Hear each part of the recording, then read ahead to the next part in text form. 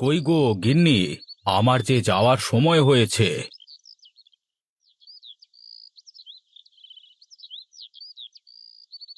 বলি, সাত সকাল করে কোথায় থাকো বলো তো তুমি? জানো না, সকাল করে আমার ঘরের লক্ষ্মীকে না দেখে আমি কোথাও বের হইনে। হুম। ঠং। রোজ রোজ সকাল করে আমার আরো সব রসের কথা শুনতে ভালো লাগে না। জীবনে তো একটা হীরের হারও কিনে দিতে পারতে, তাও না হয় বুঝতাম। আহা, রাগ করছো কেন গিন্নি? শোনো শোনো, এবার বড় পুজোর আগে তোমাকে ঠিক একটা হীরের হার কিনে দেব, বুঝলে? কথা দাও তাহলে, এবার আমাকে বড় পুজোর আগে হীরের হার কিনে দেবে। হ্যাঁ, ঠিক আছে ঠিক আছে। এই যে কথা দিলাম কিনে দেব। এবার একটু হাসো দেখি। হ্যাঁ, তোমার হাসি মুখটা দেখে বের হই।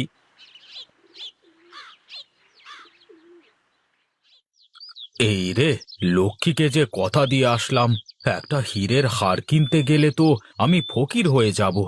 কেন যে কথা দিতে গেলাম।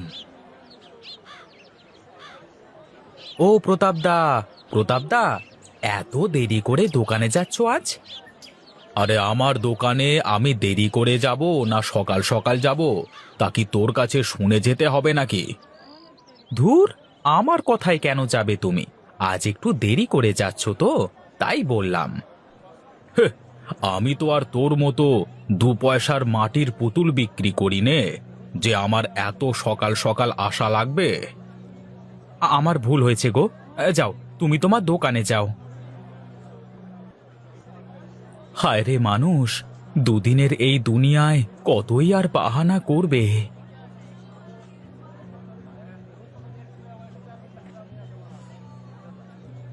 কি রে রামু, জুতো স্যান্ডেল লাগবে নাকি তোর? কি? এই জুতো স্যান্ডেল না লাগলে কি তোমার দোকানের সামনে আসা যায় না? হ্যাঁ, তা আবার আসা যাবে না কেন? তোর ওই তাকানো দেখে মনে হলো তোর জুতো স্যান্ডেল কিছু একটা দরকার। তুমি ঠিকই ধরেছো দাদা। আসলে ওই যে কথায় আছে না, আহ, কথায় কি আছে রে রামু? হ্যাঁ, মানুষ কয় ওই যে শোনো না, হ্যাঁ, নাপিতের নজর থাকে কপালের দিকে, যে মানুষের চুল বড় হলো নাকি। আর জুতোর দোকানির নজর থাকে মনীষের পায়ের দিকে, যে জুতো জোড়া ছিঁড়লো নাকি। ওই দেখ, আমি কি তা দেখে বলেছি নাকি তোকে? এটা দেখাও দেখি, এক জোড়া স্যান্ডেল। এই মাঠে ঘাটে কাজ কাম করে করে এই স্যান্ডেল জোড়া ছিঁড়ে ছিঁড়ে ছিঁড়ার আর জায়গা নেই গো। এই নে, খুব ভালো স্যান্ডেল। এটা তুই টেনেও ছিঁড়তে পারবি নে। হ্যাঁ, সে আমি জানি। দেখি আগে ভালো করে, তারপর পছন্দ হলে নেব। হ্যাঁ দাদা, এই পছন্দ হয়েছে গো। এখন ক টাকা দেবো কও দেখি? তুই ভাই মানুষ, তুই 200 টাকা দিলেই হবে। বাবা রে বাবা, টাকা কি গাছের পাতা নাকি যে তুমি চাইবে আর আমি ছিঁড়ে ছিঁড়ে এনে দেব? এই স্যান্ডেলের দাম এত? বাপ রে বাপ! হ্যাঁ, তুই বুঝতে পারিসনি রে, এই স্যান্ডেল বিদেশের থেকে নিয়ে আসা, বুঝলি? এই রাখো তো, বিদেশের স্যান্ডেলই হোক আর দেশের স্যান্ডেলই হোক, ও তো পাই থাকবে তাই না? হ্যাঁ, তুমি আমাকে ওই 50 টাকার ভেতরে এক জোড়া স্যান্ডেল দেখাও। না রে ভাই, আমার কাছে তেমন স্যান্ডেল নেই। যা যা, তুই অন্য জায়গায় গিয়ে দেখ।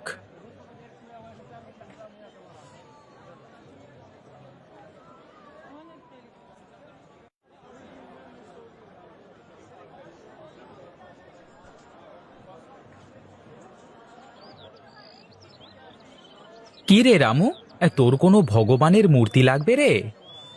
হ্যাঁ দাদা, আমার একটা লক্ষ্মী প্রতিমা লাগবে। হ্যাঁ, ঘরের লক্ষ্মী অর্ডার করেছে, বুঝলে তো? এই নে রামু, এই তোর লক্ষ্মী প্রতিমা। হ্যাঁ দাদা, কত দেবো তোমাকে? হ্যাঁ, তোর যা মন চায় তাই দিয়ে যা।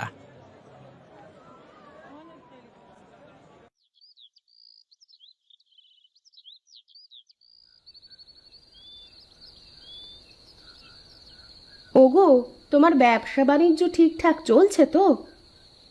হ্যাঁ হ্যাঁ, বেশ ভালোই চলছে গিন্নি। সামনে আবার বড় পুজো, অনেক অর্ডার পেয়েছি। সেগুলো করে মেলার জন্যও তো বানাতে হবে অনেক মূর্তি। বেশ তো, তাহলে এবার কিন্তু আমরা পুজোর শেষে বাপের বাড়িতে বেড়াতে যাব। কতদিন হয়ে গেল ও বাড়িতে যাই না। ওখানে গিয়ে কি করব বলো? তোমার বাবা মা কেউ তো আর নেই। তাও ও বাড়িতে যে আমাকে যেতে হবে, একবার গিয়ে ঘুরে দেখেই চলে আসব। আচ্ছা আচ্ছা, ঠিক আছে, নিয়ে যাব। এখন বলো বলো, এবার তোমাকে কোথা থেকে শাড়ি কিনে দেব? পুজোর কদিনে নতুন নতুন শাড়ি পরবে রোজ। অত শাড়ি আমার লাগবে না, তুমি তোমার জন্য কিছু নিও, তাহলেই হবে। জীবনটা এত সুন্দর হতো না যদি তুমি আমার সাথে না থাকতে। কত মানুষের কত আশা থাকে, তোমার তো দেখি কিছুই নেই। অল্পতে খুশি হতে জানলে জীবন এমনিতেই সুন্দর হয়। ওগো জানো, আজ না ধাক্কা লেগে পুজোর ঘর থেকে মূর্তিটা পড়ে ভেঙে গেছে। তুমি কাল সকালে গিয়ে আগে বিনোদ দাদার দোকান থেকে একটা মূর্তি এনে দিয়ে তারপরে দোকানে যাবে। না না, আমি পারবো না, তুমি গিয়ে নিয়ে এসো। আমি পারলে কি আর তোমাকে বলতাম? তোমার যেতে সমস্যা কোথায় শুনি? হ্যাঁ হ্যাঁ, সমস্যা আছে, আমি যেতে পারবো না ব্যাস। ঠিক আছে, তাহলে কাল থেকে তোমার জন্য ভাতও রান্না করব না। আচ্ছা আচ্ছা, সে সকালে দেখা যাবে, এখন একটু ঘুমাতে দাও আমাকে।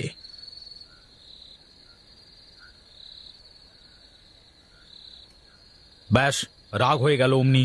এই যা করে করুক গে, আমি আগে একটু ঘুমিয়ে নিই।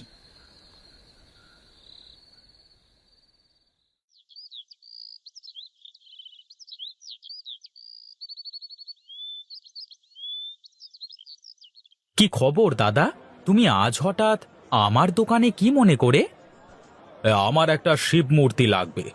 মন্দিরের মূর্তিটা তোর বৌদি নাকি ভেঙে ফেলেছে, বুঝলি? বেশ, তো নিয়ে যাও। আমাকে বললে তো আমি গিয়ে তোমাদের বাড়িতে পৌঁছে দিয়ে আসতাম। আরে তা বললে কি আর হয়? ঠাকুরকে নিতে আসতে আবার কষ্ট পেলে চলে? তা তোর ব্যবসা কেমন চলছে?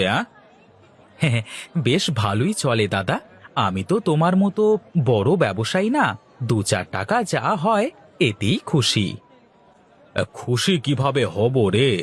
বউ তো হীরের হার চেয়েছে এবারের বড় পুজোয়, দিতে না পারলে কপালে কষ্ট আছে। আরে কি যে বলো দাদা!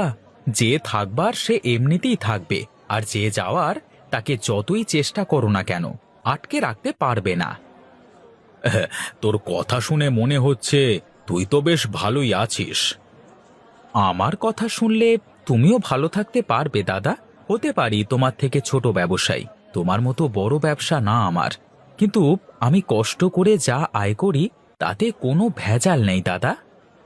তার মানে তুই বলতে চাস আমি 2 নম্বরই ব্যবসা করি, এই জন্যই তোর কাছে আসতে মন চায় না? আহা দাদা, তুমি রেগে যাচ্ছ কেন? আমি তোমাকে তা বলিনি। সৎভাবে চললে জীবন অনেক সুন্দর হয় দাদা। শুধু গাড়ি গাড়ি টাকা পয়সা থাকলেই সুখ কপালে জোটে না।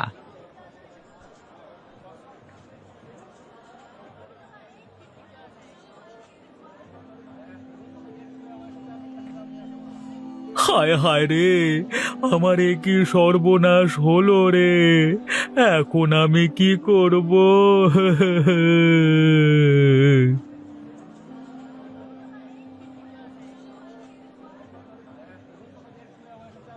দাদা, দাদা, শক্ত হও তুমি। এভাবে ভেঙে পড়লে চলবে না, তোমাকে শক্ত হতেই হবে। আমার যে সবকিছু পুড়ে শেষ হয়ে গেল রে বিনোদ, সব শেষ হয়ে গেল আমার। তুমি কিচ্ছু চিন্তা করো না দাদা, আমি তো আছি তোমার পাশে। তুমি আবার নতুন করে ব্যবসা শুরু করবে, আমি তোমাকে সাহায্য করব। সত্যি বলছিস? তুই সত্যি বলছিস ভাই? হ্যাঁ দাদা, তুমি এখন চিন্তা না করে চলো তো, বাড়িতে চলো।